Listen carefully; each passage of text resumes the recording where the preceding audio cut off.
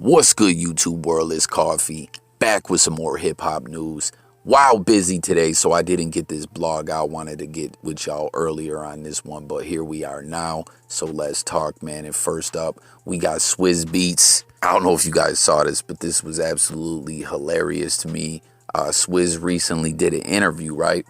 And he was talking about back in the days, the come up, you know, going from being an average, everyday type dude on the grind trying to get by to being rich, you know, when the money started pouring in and everything. And he literally said he was still eating ramen noodles and all that when, you know, someone from the label or whatever one day made some kind of comment to him about being rich or something. I don't know if they seen him eating the ramen or whatever the case may be, but whatever the hell was going on had them like, what in the hell? And said something to Swizz about how rich he was. And Swizz was like, yo, what in the fuck are y'all talking about, right? And he said that they were like, yo, well, like, I've been seeing the checks. I'm the person that sends you the checks. I know what's on them checks. You're rich. And this is the real funny part, yo. I mean, the whole thing's funny, but this is the kicker right here, the punchline or whatever you want to call it.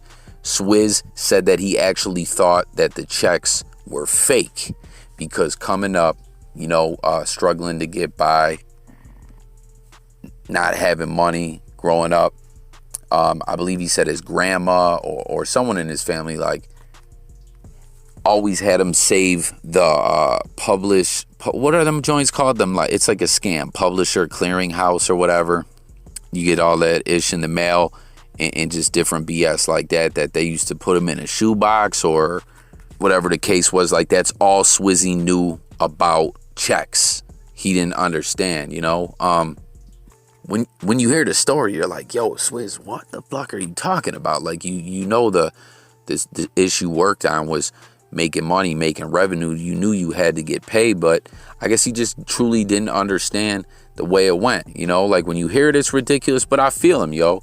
Like, people used to think I didn't have a bank account for many, many years, well into my adult life. I didn't understand things about credit and stuff like that, you know. So I got a kick out of this. It was funny. I ain't trying to diss Swizz, but I don't know. You could go check out the interview in full and everything, but let me know what you guys think about that. And man, those scam checks that he was talking about, I got quite a few stories about some different type of scam checks. Maybe hit the comments and let me know if y'all like to talk about that someday. But he had like $700,000 in checks that he had been getting sent at that time and had not cashed and thought they were fake, y'all.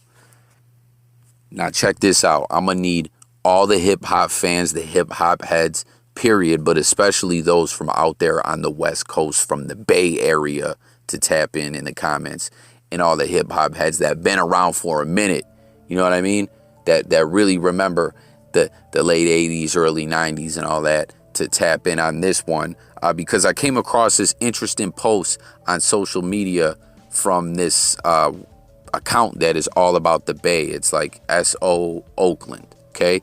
And they're talking about Hammer on this one. Now, we're going to talk, that's what I mean. I need y'all to tap in and let me know about Hammer. I'm going to ask y'all some questions and speak more on it, but let's read this post first. It says, wait a minute. So y'all not giving MC Hammer his flowers? So y'all acting like Hammer didn't impact the Bay culture, put Oakland more on the map globally in the 80s and 90s like he isn't a legend?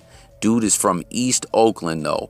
Employed about 500 people from his community, had music globally, internationally, had James Brown on his team, sold out arenas, cereal boxes, cartoons, major hits, comic books, creativity, commercial, dances, Pepsi deals. We are in shock right now in our Suge Knight Source Awards 1995 voice. And that's what I mean, guys.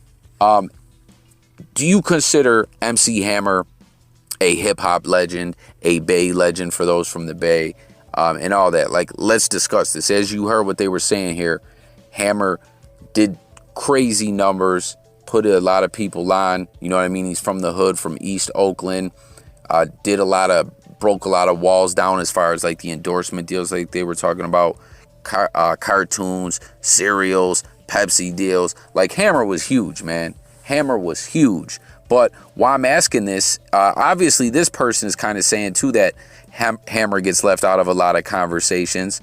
And, you know, when I've always heard of a lot of people refer to Hammer as kind of like a comedy act or something like that, or being too pop or whatever the case may be. Now, y'all know if you rock with Jay Coffee Talk, there's a lot of rappers out there like Nelly, Ja Rule, or whatever that. Ja has street music too as well. I mean, Nelly does too, but I guess Nelly would be considered more popish out of the two. But what I'm saying is there's a lot of artists out there like that some people say, oh man, they make bubblegum music.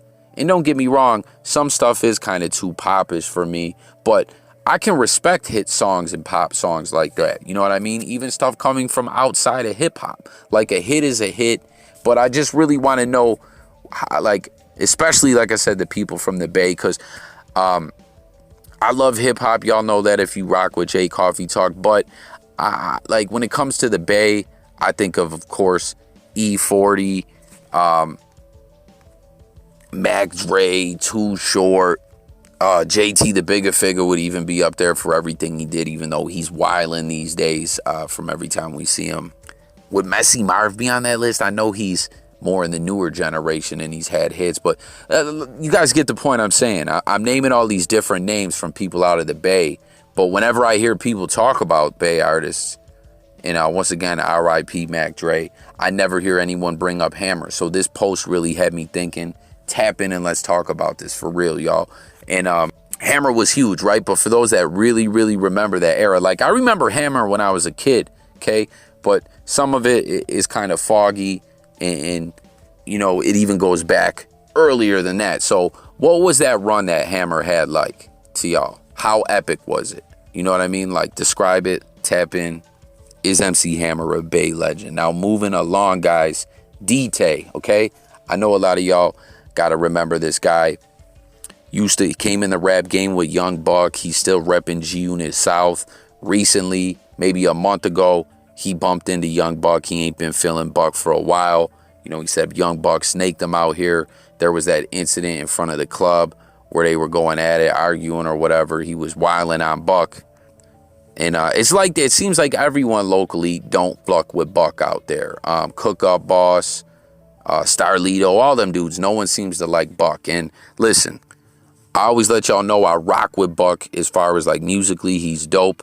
But for other reasons, I believe it's RIP to this man's career. I don't think he'll ever really get back to where he was. Tell me I'm crazy if y'all agree. But I blogged on it a while ago how with continued lies and other BS he's done, he's killed his career over and over. The games, the lies, all that. We ain't even got to keep going there.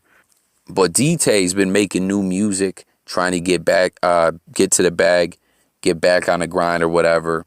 Maybe get booked for some tours, whatever the case may be. He's back active, filming new music. But it was interesting, man, to see him in the club. You guys will see the video. He's chilling with Shawty Low Jr., R.I.P. Shawty Low. He was so nice, man. Like, Shawty Low was like a legend so quick. When he came in, he was just like a legend already, man. R.I.P. to Shawty Low. And his Shawty Low Jr. and Shawty Low's mom.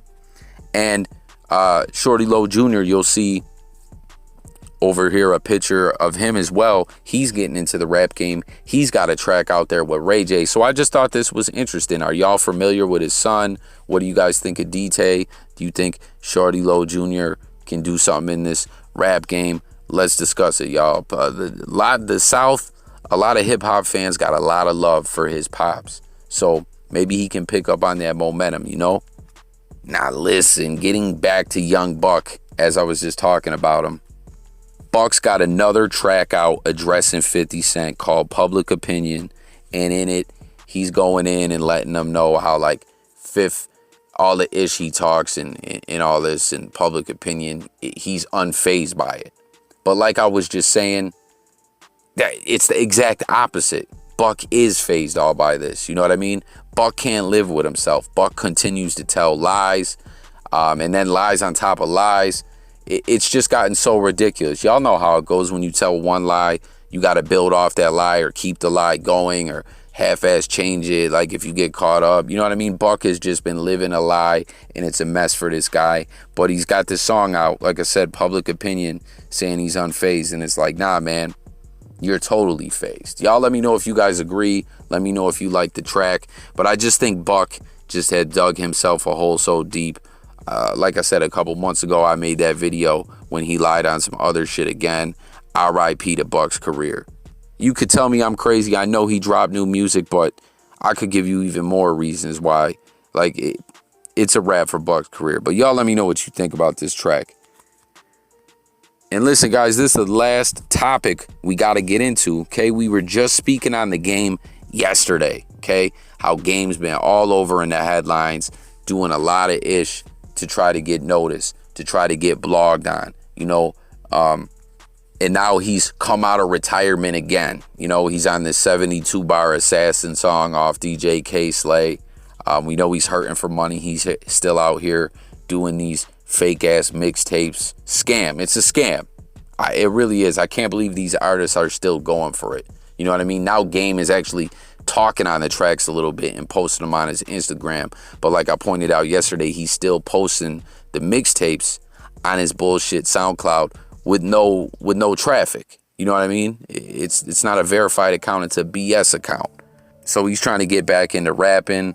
And once again, y'all, he wants all the attention. So he's on that 72-bar Assassin jump off where he swagger jacks 6ix9ine on the artwork. And I already let y'all know yesterday that he was name dropping like a motherfucker on there. Jim Jones, everyone in G-Unit. Like, I could go on and on. He name drop everyone. Watch my video yesterday. I don't want to go back all over the names if y'all don't know. But just, y'all know I like Game's music, but he's a name dropper. So this is Game, like the name dropping on this one matches him in his prime name dropping. And I just said name drop about 50 times. But anyways, he's on here rapping again. And I think this is a bad look for Game. Like I said, everyone is seeing he's desperate for attention to try to get his name back buzzing again. You know, so we can get back to the bag. I'm sure there's going to be an album coming out. I bet you within 6 months. But anyways, on this, he's rapping once again about trying to do the verses with 50 Cent. And I thought this was a bad look. He's talking about, yo, all I need to do this is 100K from Swizz Beatz, you know, because he does the Verzuz platform. You know, give me that 100K and we can do this or whatever. And it's like, yo, that's not happening. If you guys remember, Game and Whack 100 would not stop talking about this Verzuz. Whack was all in the headlines talking about it. Game all was too after, you know, the beef has been squashed. Just like he used to play that game with 50 over the years. Like I said, I was a big fan of him, but let's be honest, guys, even if you are a fan, he would diss Fifth. Oh, I want a reunion. Diss Fifth, reunion, like back and forth on some bipolar-ish. That ain't nothing new. Y'all know that. But anyways, the Verzuz got talked about. This was like 8 months ago, 9 months ago, or somewhere around there. Got talked about a little bit. Fifth talked about a little bit that if he did indeed do one, it would probably be against Game. You know, he would want to give Game that momentum, as there was a lot of talk about maybe him and T.I. doing it. Then they even talked about how, because Fifth said something about, well, the tracks I worked on with him, he can't use. And then Game was like, well, he can't use any that feature me or whatever. They talked all about that a little bit, and then it never happened. And like I said, Whack 100 was all up in my inbox on this ish when I was talking about it wasn't going to happen, but it didn't happen.